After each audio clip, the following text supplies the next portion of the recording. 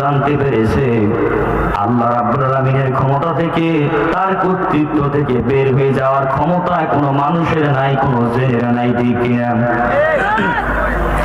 আল্লাহ পাক দুনিয়ার সমস্ত জিন এবং ইনসানকে ডেকে বলেন, ইয়া মা'আশারাল জিন্নি ওয়াল ইনসি ইন ইসতাতা'তুম আন তানফুযু মিন আকতারিস সামাওয়াতি ওয়াল আরদি ফানফুযু লা তানফুযুনা ইল্লা বিসুলতান।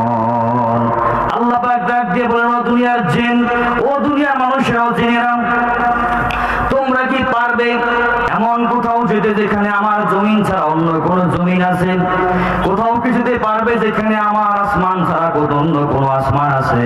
লা তানফুযু, কোথাও যেতে পারবে না। যেখানে যাও না কেন আমার আকাশ, আমার জমিন দ্বারা আমার সীমানার বাইরে যাওয়ার ক্ষমতা কোনো মানুষের নাই, কোনো জিনের নাই। বলেন সুবহানাল্লাহ।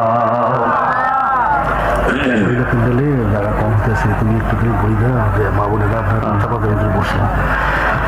আমার কাছে খবর আসছে মহিলা প্যান্ডেলের জায়গা হচ্ছে না। মা বোনদেরকে বলবো আপনারা একটু চাপাচাপি মিলে বসেন।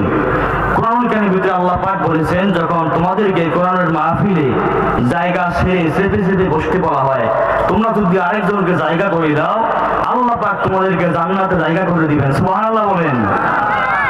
সুতরাং মা বোনেরা আপনাদেরকে বলবো একটু চেপে চেপে বসেন, আরেকজনকে বসার সুযোগ করে দেন।